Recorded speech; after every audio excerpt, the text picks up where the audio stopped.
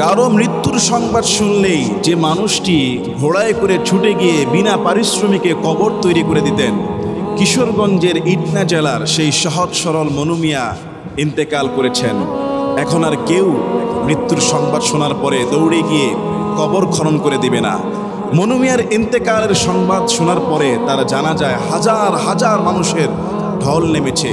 যে মানুষটি সারা জীবন বিনা পারিশ্রমিকে মানুষের সেবায়, মানুষের খেদমতে নিজের জীবনটাকে বিলিয়ে দিয়েছেন, যিনি কারো মৃত্যুর সংবাদ শুনলেই দ্রুত ছুটে যেতেন তার কবরটাকে তৈরি করে দেওয়ার জন্য, এমনকি মানুষের কবর তৈরি করতে দ্রুত যেন সে পৌঁছাতে পারে নিজের জমি বিক্রয় করে একটি ঘোড়া ক্রয় করেছিলেন। সেই ঘোড়ায় করে তিনি ছুটে যেতেন বিভিন্ন দিক দিগন্তে আল্লাহর বান্দাদের কবর তৈরি করার জন্য। সুবহানাল্লাহ। গ্রামের সহজ সরল এই মনু মিয়া তিনি দেখিয়ে দিলেন যে সম্পদ লাগে না মানুষের সেবা করার জন্য, মানুষের খেদমত, ইসলামের খেদমত করার জন্য দরকার নিজের সুন্দর একটি মন, সুন্দর একটি ইচ্ছা শক্তি।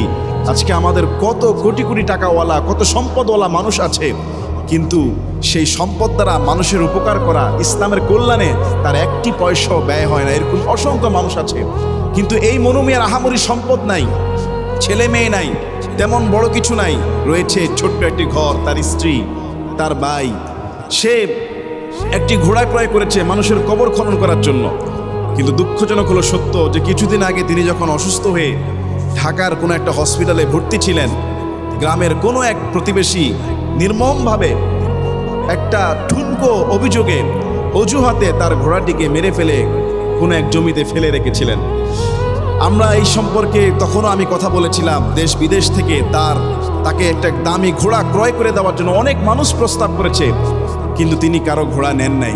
সর্বশেষ মানুষটি যখন ইন্তেকাল করলো, তার এই নেক আমলের বদৌলতে হয়তো অসংখ্য মানুষ তার জানাজায় এসেছে, তার জন্য দোয়া করেছে।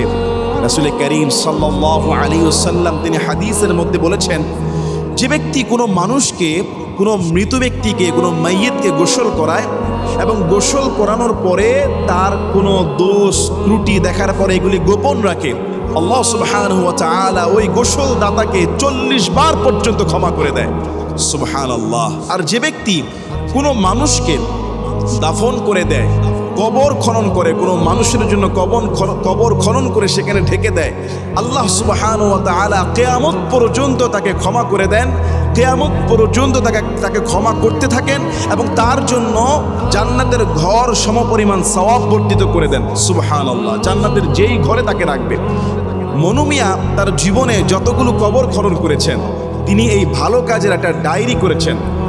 কোন তারিখে কার মৃত্যু হয়েছে, কোথায় কবর খনন করেছেন, মৃত্যুর পরে মনু মিয়ার ডায়েরিতে খোঁজ পাওয়া গেল তিনি তার সারা জীবনে 50 বছর ধরে 3057টি কবর, একটি দুইটি না, 3057টি কবর বিনা পারিশ্রমিকে তিনি খনন করে দিয়েছেন। সুবহানাল্লাহ। হাদিসের মধ্যে আসছে, একটি কবর যদি কেউ খনন করে এবং তাকে লাশকে দাফন করে দেয়, কিয়ামত পর্যন্ত আল্লাহ তাকে ক্ষমা করতেই থাকে। আর এই ব্যক্তি 3057টি কবর খনন করেছে এবং ঢাকার যে সেন্ট্রাল বনানী যে সেন্ট্রাল কবরস্থান, এখানেও নাকি তিনি কবর খনন করেছেন এবং কিশোরগঞ্জে করেছেন, বিভিন্ন জায়গায় তার কবর খনন করার এই সুন্দর আমলটি রয়েছে।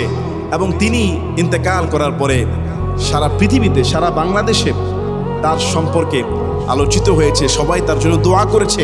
তার বিদায়, তার চলে যাওয়াতে অনেকের হৃদয় হয়তো ভেঙে গিয়েছে। এমনকি 3057টি পরিবারের কবর তিনি খনন করে দিয়েছে, নিশ্চিত তারা তো তাকে একবার হলো স্মরণ করবে, তার জন্য মাগফিরাতের দোয়া করবে।